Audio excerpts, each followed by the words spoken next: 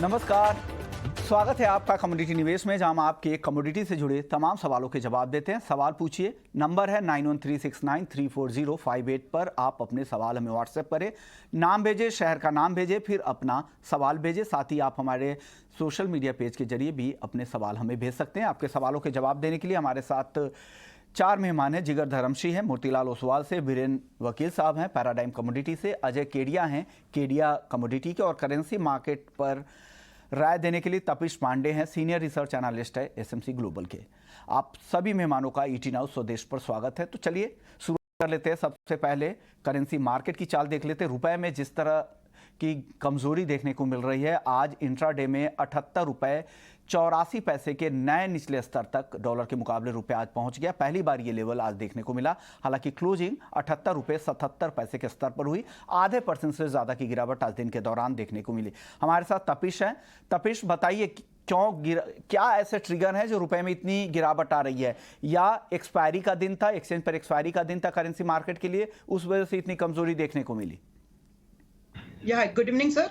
यहाँ पे सभी मेजर एसेट क्लास में जो हमारा मेन कंसर्न है वो इन्फ्लेशन का ही है, और इन्फ्लेशन दिन ब दिन हमारा मतलब हम देखें तो बढ़ता हुआ ही दिख रहा है। अभी रिसेंटली हमने ईसीबी मेंबर्स की स्पीच देखी थी, जिन्होंने उन्हें बोला कि जुलाई पे भी वो 25 बेसिस पॉइंट का रेट हाइक देख रहे हैं, और सितंबर में 50 बेसिस पॉइंट का रेट एक्सपेक्ट कर रहे हैं। तो जब तक इन्फ्लेशन बढ़ता रहेगा, यहाँ पे यील्ड बढ़ता रहेगा, रेट हाइक की एक्सपेक्टेशन बढ़ती रहेगी, यील्ड पे बढ़ोतरी होती रहेगी, तब तक हम यहाँ पे डॉलर में स्ट्रेंथ और रुपये में गिरावट देख सकते हैं। इसके अलावा दूसरा रीजन देखें, हम काफी महीनों से लगातार इंडियन आउटफ्लो देख रहे हैं, कंटिन्यूसली एफआईज आउटफ्लो होते हुए दिख रहे हैं। और अभी अगर मार्केट कंडीशन बहुत अच्छे से देखें, थोड़ा लॉन्ग टर्म व्यू पे मार्केट कंडीशन देखें, तो इमीडिएटली एफआईज की बहुत ज्यादा अट्रैक्टिव बाइंग होने की कंडीशन हमें देखने को नहीं मिल रही है, जो अलग से रुपये पे यहाँ पे दबाव बनाता हुआ दिख रहा है। साथ ही एक उम्मीद थी कि क्रूड $100 पर बैरल के नीचे आ जाएगा, $100 पर बैरल के नीचे आ जाएगा,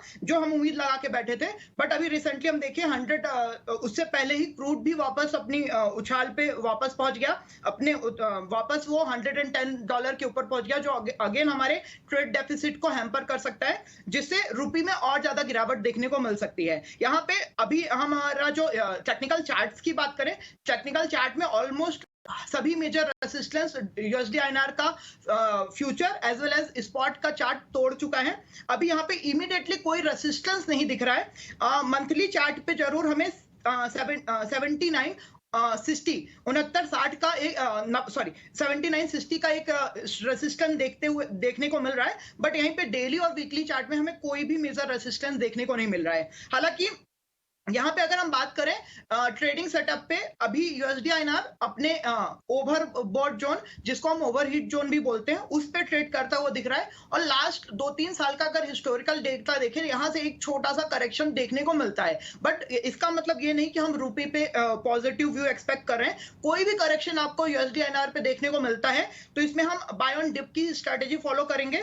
अभी हायर साइड जो इमीडिएटली मंथली लेवल पे हमें जो लेवल देखने को मिल रहा है वो 7960 तक का हम एक्सपेक्ट कर रहे हैं। अगर सिचुएशन ठीक नहीं हुई, इन्फ्लेशन कंट्रोल नहीं हुआ, रेट हाइक की एक्सपेक्टेशन कम होती हुई दिखी, तो हो सकता है हम 7960 का भी लेवल आने वाले महीनों में, आने वाले सप्ताहों में हमें देखने को मिले।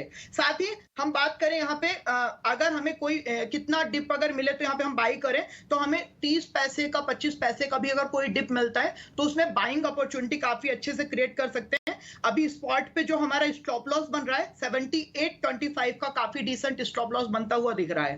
तो आने वाले महीनों पे, क्योंकि अभी जुलाई और सितंबर पे रेट हाइक की एक्सपेक्टेशन बनी रहने की उम्मीद है, इन्फ्लेशन बहुत ज्यादा कूल ऑफ होने के सिग्नल्स ऐसे नहीं दिख रहे हैं, तो जुलाई और सितंबर पे हम यहाँ पे रुपये पे कंटिन्यूसली वीकनेस देखने को मिल सकती है। यहाँ पे वन साइड वीकनेस नहीं होगी, थोड़ा बहुत हमें डिप मिलेगा, बट ओवर द पीरियड यहाँ पे बहुत ज्यादा रिलीफ देखने को रिलीफ हम एक्सपेक्ट नहीं कर रहे हैं आने वाले जुलाई और सितंबर महीनों में भी रुपये के लिए। ओके, यानी रुपए में जो कमजोरी का जो ट्रेंड है वो बना रहेगा। हो सकता है कि कुछ करेक्टिव मूव भी देखे, नीचे के लेवल आपको एंट्री के लिए मौका मिले, लेकिन अभी भी कमजोरी रही है और लग रहा है कि 7960 तक भी भाव पहुंच सकता है। शुक्रिया तपिश, आपने वक्त निकाला हमारे लिए। चलिए अब सवाल जवाब का सिलसिला शुरू करेंगे। हमारे साथ 3 मेहमान हैं। जिगर धर्मश्री हैं, अजय केडिया हैं और वीरेन वकील साहब हैं। सबसे पहले गूगले महाराष्ट्र का सवाल लेंगे। गोल्ड इन्होंने 50,571 रुपए पे लॉन्ग पोजीशन बना रखा है और क्रूड 8,222 रुपए पर शॉर्ट कर रखा है। वीरेन जी, क्या लग रहा है? गोल्ड में तो इनको प्रॉफिट हो रहा है लेकिन क्रूड में काफी नुकसान हो रहा है, क्या सलाह देंगे इनको? गोल्ड तो वैसे एक आध साल से सीमित दायरे में ही है। बार बार हम 10,000 और 51,500 के भाव देख रहे हैं। इसमें मैं कोई ज्यादा ब्रेकआउट नहीं देख रहा हूँ। अभी भी जो हम तेजी देख रहे हैं वो इसमें 70% कंपोनेंट तो रूपी फैक्टर का है। कॉमेक्स फैक्टर, नाइमेक्स गोल्ड तो वही का वही ही है, हार्डली 2% कम हुआ। और क्रूड की बात करें तो इसमें शॉर्ट साइड थोड़ी रिस्की है क्योंकि इसमें बैकवर्डेशन लग रहा है। मीन्स हर कैरी फॉरवर्ड में 150 रुपया सेलर को देना होगा, तो उसमें पोजीशन काटनी चाहिए। या तो अगर बहुत एग्रेसिव है तो सेकंड पोजीशन ऐड कर सकते हैं जिसका बहुत छोटा स्टॉप लॉस होना चाहिए। ओके, चलिए अगले दर्शक है गोपाल है रतलाम से, लेड पर राय जानना चाह रहे हैं। जिगर, आप क्या सलाह देंगे लेड पे? जी, लेड की अगर बात करें तो लेड में एक हल्की सी रिकवरी ज़रूर सी आई है। बाकी सारे जो मेटल्स है उनके साथ थोड़ा सा एक अपसाइड का मोमेंटम है, बट मुझे कहीं ना कहीं लगता है कि जो लेड की अपसाइड है वो काफ़ी लिमिटेड रहेगी। मैं एक्सपेक्ट करता हूं कि 180 एक लिमिटेड अपसाइड रहेगी, तो 180 के लिए खरीदारी करके चल सकते हैं। बट अगेन 174.50 के करीब का स्टिक स्टॉप लॉस फॉलो करके चलना होगा। तो करंट मार्केट पे खरीदारी करें 180, 81 के करीब का टारगेट के लिए, और 174.50 का एक स्टॉप लगाना होगा लेड। दर्शक है इसके बंसल है ग्वालियर से, क्रूड पर राय जानना चाह रहे थे। केडिया जी, क्या लग रहा है कच्चे तेल में यहाँ से? शायद केडिया जी इनके लाइन में कुछ दिक्कत है। जिगर, आप बताइए क्रूड में क्या करना चाहिए इसके बंसल साहब को? जी देखिए, क्रूड में हमने पिछले एक दो दिनों में काफ़ी अच्छी रिकवरी आई है। हमने देखा कि 83.30 के करीब का लो किया था और वहां से अब आज हम 8800 के करीब का प्राइस देख रहे हैं, तो ऑलमोस्ट 400-500 रुपए की तेजी देख चुके हैं। मुझे लगता है कि कहीं ना कहीं इंट्राडे के लिए एक रेजिस्टेंस फेस करता हुआ दिख सकता है क्रूड। तो बिल्कुल ही इंट्राडे के लिहाज से मुझे लगता है कि तकरीबन 88.25, 88.50 का अगर लेवल मिलता है तो वहाँ एक सेलिंग का मौका लेना चाहिए। मुझे लगता है कि ये अपसाइड यहाँ पर थोड़ा शॉर्ट टर्म के लिए कैप्ड रहेगी। 89.50 का एक स्टिक स्टॉप लॉस फॉलो करना होगा। मुझे लगता है कि एक प्रॉफिट बुकिंग का मोमेंटम आ सकता है और 86.50 तक के टारगेट्स आते हुए दिख सकते हैं। तो बिल्कुल इंट्राडे या शॉर्ट टर्म के पॉइंट ऑफ व्यू से 89.50 के स्टॉप से 88.50 पे सेलिंग करें, 86.50 का टारगेट रहेगा। तो ये भी है। अगले दर्शक हैं पवन है हिसार से, ग्वार में कहाँ खरीदारी करनी चाहिए? बीरेन सर, क्या लग रहा है ग्वार में? ग्वार तो आज अच्छी तेजी दिखा रहा है, 3% के आसपास की मजबूती फिलहाल दिख रही है ग्वार गम में, और ग्वार सीड भी ठीक ठाक तेजी दिखा रहा है। क्या करना चाहिए ग्वार में इनको, और अगर एंट्री लेनी है तो किस भाव में एंट्री लें? फिलहाल मानसून की तार काफी इरेटिक है और एग्री मार्केट के वॉल्यूम बेहद शेलो है, बहुत ही कमजोर वॉल्यूम है। तो मैं ऐसा मानता हूँ कि फिलहाल जब तक मानसून की क्लैरिटी ना आए, वॉल्यूम ठीक ठाक ना रहे, तब बाजार से दूर रहना चाहिए। जो कॉटन में हमने देखा 5,000 की मंदी और 5,000 की तेजी, एक वीक में 10,000 का मूव आया, तो ये शेलो मार्केट की ये स्थिति है। तो ऐसे समय में थोड़ा बच के चलना चाहिए। हमारे साथ अजय केडिया जी भी जुड़ गए हैं। सर, ग्वार में जानना चाह रहे थे, आज की जो रिकवरी है केडिया जी, लग रहा है ये टिकेगी ग्वार की, और अगर किसी को प्लस करना है, खरीदना है, तो किस भाव तक इंतजार करे, कहां पर एंट्री करे? नमस्कार। डेफिनेटली हम देखते हैं जिस ढंग से वॉल्यूम कंसर्न है वो सभी जगह हमने 1 मई से इनफैक्ट आते हुए देखा। जिस ढंग से सेंट्रल लिक्विडिटी कॉन्शियस दिखाना चालू किया तो उसी का इम्पैक्ट था। मुझे लगता है प्राइस वाइज देखें तो काफी अच्छा है ये प्राइस, बिकॉज 2 दिन से हम देख रहे हैं कि टेक्निकली प्राइसेस होल्ड कर रहा है। But again I have to say कि लिक्विडिटी जब तक मार्केट में वॉल्यूम पार्टिसिपेशन नहीं आ रहा, कुछ भी बोलना थोड़ा मुश्किल है। तो आई थिंक 2 या 3 दिन का थोड़ा वेट करना चाहिए। अनलेस एंड अनटिल प्राइसेस 5450, 5500 के ऊपर नहीं निकलता है, थोड़ा वेट कीजिए। क्योंकि फंडामेंटल साइड अगर हम देखें, मानसून की क्लियरिटी भी हमें 10-12 दिन में मिलेगी, जबकि यूएस में कच्चे तेल का प्रोडक्शन कंटिन्यू बढ़ाने की बात चल भी रही है, बढ़ भी रहा है, रिस्क भी बढ़ रहे हैं। रुपए की जो गिरावट है वो एक्सपोर्ट को भी बूस्ट करेगी। बट टाइमिंग मुझे लगता है कि जो वॉल्यूम इरोशंस हुए हैं ये कंसर्निंग है मानसून के साथ साथ। तो मुझे लगता है 2-5 दिन थोड़ा वेट करना चाहिए। बट हाँ, 5200 और 90 100 बोथ आर गुड रेट। यहाँ पे थोड़ा सा प्रिकॉशनरी थोड़ा बाइंग करके चले, लंबा व्यू लेकर महीने 2 महीने का, तो आई थिंक काफी अट्रैक्टिव प्राइसिंग है करंटली। एक सवाल आया है सार्थक अग्रवाल का इंदौर से। ये जानना चाह रहे हैं कि बीरेन जी आपसे कि कपास खली में आगे क्या लग रहा है। मेरा फिजिकल में स्टॉक है कपास खली का, क्या करना चाहिए इनको सर? अब थोड़ी फिजिकल की डिमांड थोड़ी शायद रिवाइव होगी, और उनके पास मोटा खल यानी हाई ऑयल वाला है 8-9% का है, या पतला खल जो कि फ्यूचर्स में है वो मुझे पता नहीं है। मोटा खल थोड़ी डिमांड में रहेगा, बट NCDX वाला जो खल है उस टाइप का पतला खल जिसको बोलते हैं, तो उसमें निकल जाना चाहिए। बेसिकली ये काउंटर काफी कमजोर है फिलहाल। अगले दर्शक है सुब्रता सिन्हा है वेस्ट बंगाल से। शॉर्ट टर्म का क्रूड का टारगेट जानना चाह रहा है। केडिया जी क्या टारगेट है क्रूड का आपका शॉर्ट टर्म का?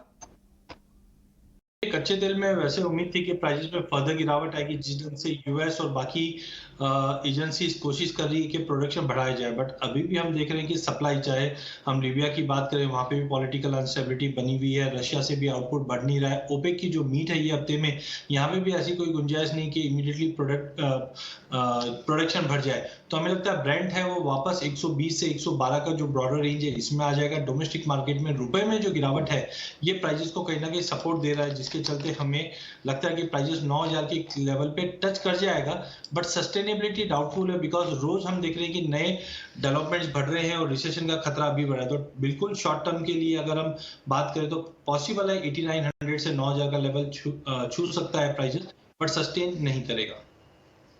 अगले दर्शक है राजेंद्र कुमार जैन है उज्जैन से। नेचुरल गैस एक लॉट 521 रुपए पर लॉन्ग है, इनके आसपास ही भाव है। जिगर क्या सलाह देंगे इनको, क्या आज निकल जाए क्या? अगर नेचुरल गैस की बात करें तो मुझे लगता है कि नेचुरल गैस 512 के ऊपर काफी अच्छे से निकला है और मुझे लगता है कि ये प्राइसेस हायर लेवल्स पे सस्टेन हो रहे हैं। तो मैं रिकमेंड करूंगा कि 512 के स्टॉप लॉस के साथ होल्ड करके चले। मुझे लगता है कि तकरीबन 530 से लेके 535 के लेवल आते हुए दिख सकते हैं नेचुरल गैस में। तो इंट्राडे और short term point of view से मुझे बायस थोड़ा पॉजिटिव लग रहा है, तो 512 का स्टॉप मेंटेन करके होल्ड करें पोजीशन। होल्ड कर सकते हैं, हालांकि अब इनके बाइंग भाव के ऊपर भी आ गया है, 522 के ऊपर चला गया है। चलिए अब BM शर्मा है अमृतसर से। जिंक और एल्युमिनियम में आज क्या करना चाहिए? बीरेन सर क्या करना चाहिए जिंक और एल्युमिनियम में आज? आज बाउंस आया है। जिंक में शायद हम 307-8 तक देखेंगे। एल्यूमिनियम में भी मैं थोड़ा बाउंस देख रहा हूँ, बट एल्यूमिनियम थोड़ा शेलो है। वहाँ चाइना में कुछ मेटल स्कैम वाली बात है, इन्वेस्टिगेशन चल रहा है कोलैटरल फंडिंग के बारे में, तो इससे मैं दूर रहूँगा। बट जिंक बाई आज के लिए सिर्फ किया जा सकता है, रिस्क ऑन मूव है आज इसलिए। स्टॉप लॉस है क्या कि कहाँ पे स्टॉप लॉस लगा ले अगर जिंक अगर बाई कर रहे हैं तो? जिंक की रेंज ओवरऑल 305-324 रहेगी। बाई साइड की एंट्री 11-12 के आसपास होनी चाहिए। ऑब्जेक्टिव 20-21 का होना चाहिए और स्टॉप लॉस करीबन 5-6 रुपए का होना चाहिए। चलिए केदार है सोलापुर से। चांदी का 60,000 का पुट ऑप्शन इन्होंने खरीद रखा है, 10 दिन का व्यू है, 19 अगस्त की एक्सपायरी है। केडिया जी क्या सलाह देंगे? सिल्वर 60,000 स्ट्राइक की पुट इनके पास है। देखिए हम सोने चांदी की बात करें तो मार्केट थोड़ा सा एक स्टैग्नेंसी में है, नो डाउट। इंटरनेशनल में भी हमने चांदी देखा कि $22 के ऊपर सस्टेन नहीं कर पा रही है, बट टाइमिंग मुझे लगता है कि इनको एक बार बने रह सकते हैं क्योंकि प्राइजेस स्टैग्नेंट रहेगा 60,000 के करीबी। और मुझे लगता है कि इनकेस अगर कोई इवेंट नहीं होता है तो डेफिनेटली सिल्वर में जो इन्होंने पुट 60,000 का ले रखा है वो मैच्योर होता हुआ दिखाई दे रहा है। इस वक्त करीबन 1540 का भाव है, जो मुझे लगता है कि अगर इनको 2000 के करीब भी मिलता है तो वहां पे एक बार बुक कर लेना चाहिए। मार्केट एक स्टैग्नेंसी में तो उसका एक बेनिफिट मिलेगा, बट 60,000 के करीब ही जाता हुआ दिखाई दे रहा है, उसके बियॉन्ड नहीं। अगले दर्शक किशन है नासिक से। जीरा और धनिया दोनों का आउटलुक जानना चाह रहे हैं। वीरेंद्र सर क्या सलाह देंगे जीरे पर और धनिया पर? जीरा में पिछले 2-4 दिन से अच्छा बाउंस आया है। वेदर रिलेटेड कंसर्न है थोड़े। राजस्थान में कम बारिश, गुजरात में भी थोड़ी कम बारिश जो डिले हुआ उसकी। धनिया में भी सेम स्टोरी है, बेसिकली मानसून रिलेटेड स्टोरी है और रिस्क ऑन मूव भी है थोड़ा। जो ग्लोबल मार्केट्स में ज़्यादा ओवरसोल्ड होने के कारण मार्केट बहुत ही क्रैश हो गए थे और थोड़े रिकवर हुए हैं, तो इसकी यहाँ इंडियन मार्केट पे भी थोड़ी असर हुई है। बट गोइंग फॉरवर्ड मुझे ऐसा लगता है कि ये करेक्टिव मूव है, बुल मार्केट नहीं है। तो ये आगे थोड़ा ऊपर जाए तो सेल साइड की अपॉर्चुनिटी दोनों में मिलेगी। अगले दर्शक ओम प्रकाश भिलाई से हैं। क्रूड का 8000 का पुट ऑप्शन इन्होंने 260 पर लिया है। 4 लॉट है इनके पास, काफ़ी नुकसान हो रहा है। क्या करना चाहिए केडिया जी इनको अब? देखिए डेफिनेटली पिछले एक हफ्ते के अंदर हमने काफी बड़े मोमेंटम क्रूड में आते हुए देखे। जिस ढंग से G7 की मीट में हमने प्राइस कैपिंग की बात की, उसके बाद प्राइजेस में उछाल आया है, जिसके चलते मुझे लगता है कि प्राइजेस 9000 के करीब जाता हुआ दिखाई दे रहा है। तो टाइमिंग जो 8000 का पुट है 147 का भाव है, एज ऑफ नाउ मेरी सलाह रहेगी कि इनको शिफ्ट कर लेना चाहिए पुट 8500 के आसपास, बिकॉज आई थिंक कि ओपेक की जो मीट है ये हफ्ते में, इसके बाद जरूर एक प्रॉफिट बुकिंग ट्रिगर हो सकता है, जो हमें लगता है 83-84 तक आ जाए तो वहां पे ये इन द मनी मिल जाएगा इनको। 8000 पे मुझे लगता है शिफ्ट करना चाहिए 85 पे, जो करीबन 288 का भाव चल रहा है। अगले दर्शक मनीषा है पलवल से। शाम के सत्र के लिए कॉपर पर राय जाना चाह रहे हैं। जिगर, क्या सलाह देंगे कॉपर में इंट्राडे के लिए आज? कॉपर की अगर बात करें तो काफी अच्छी शार्प अपमूव आता हुआ दिखा है हमने कॉपर में, और 710 से करीब ट्रेड कर रहा है। करंट लेवल्स थोड़े हायर लेवल्स लग रहे हैं। मैं एक्सपेक्ट कर रहा हूँ कि दोबारा एक बड़ी तेजी आने के पहले एक करेक्शन आएगा, प्रॉफिट बुकिंग आएगा। हालांकि मेरा ओवरऑल व्यू बाई का ही है, तो मैं सजेस्ट करूंगा थोड़ी गिरावट जरूर से आना दे। 705-703 के लेवल के करीब अगर मौका मिलता है तो वो काफी अच्छा खरीदारी का मौका रहेगा।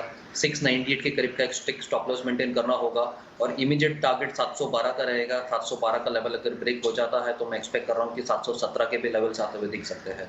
तो 703 से 705 में खरीदारी करें। अगले दर्शक महावीर हैं, नेचुरल गैस में जाना चाह रहे हैं, खरीदे या बेचे? केडिया जी क्या सलाह देंगे नेचुरल गैस में आज?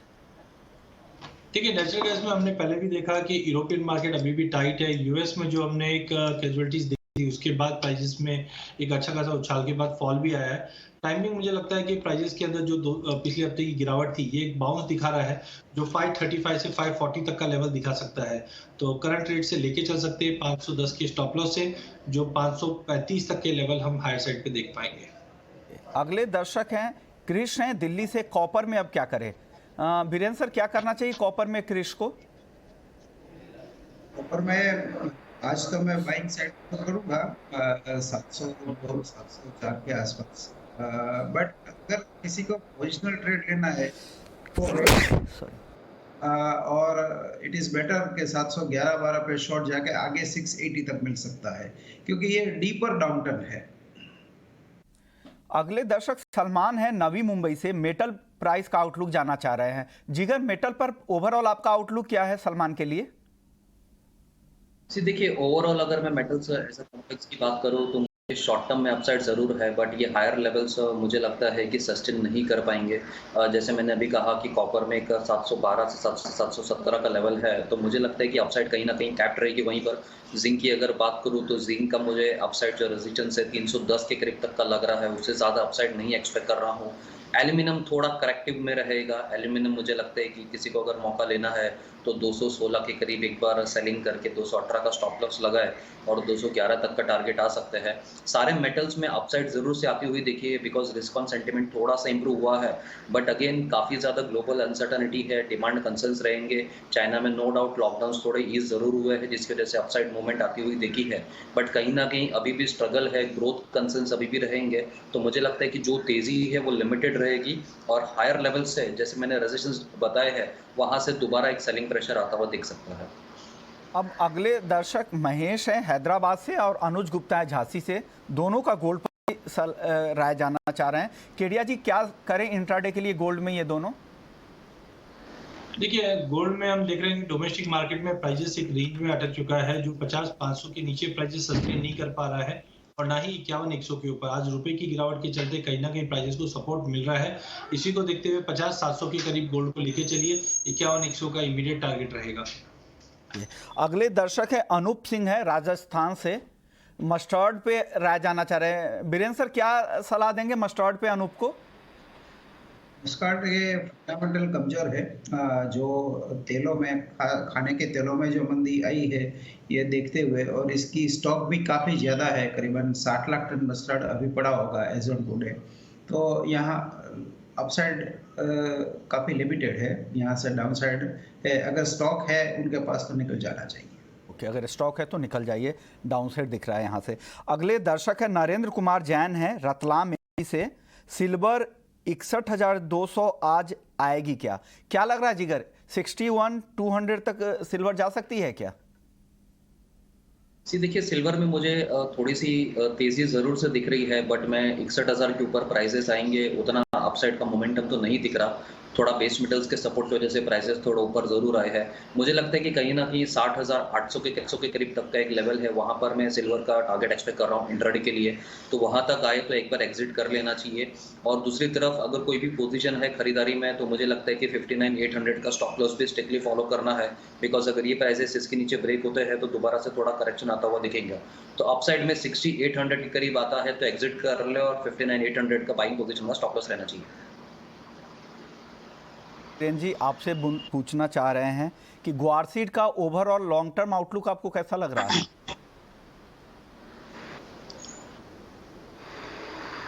वीरेंद्र सर। हाँ, इसका लॉन्ग टर्म आउटलुक थोड़ा बुलिश है, क्योंकि पिछले सालों के मुकाबले इसका कैरी फॉरवर्ड में भी 5 साल में सबसे लोएस्ट होगा। तो फेयर वैल्यू के हिसाब से 5800-6000 के बीच कहीं इसकी फेयर वैल्यू होनी चाहिए। तो नई फेयर वैल्यू से आज के दिन में करीबन ये 300-400 रुपया तो सस्ता है। ये देखते हुए इसमें शॉर्ट साइड नहीं जाना चाहिए।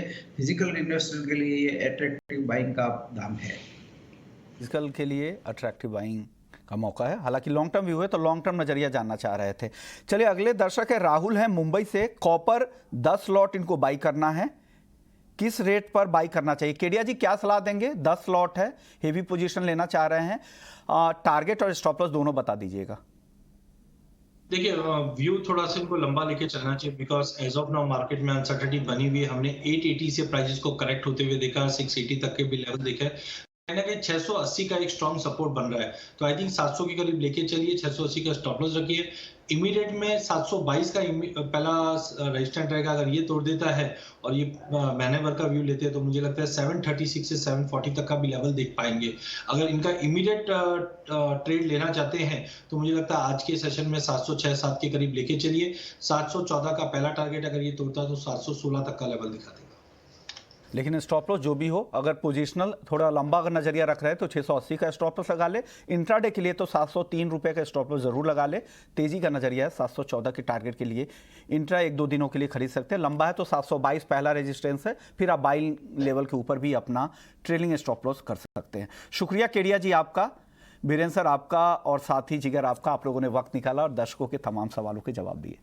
तो कमोडिटी निवेश में फिलहाल इतना ही, लेकिन आप बने रहिए हमारे साथ। ब्रेक के बाद स्वदेश विशेष। नमस्कार।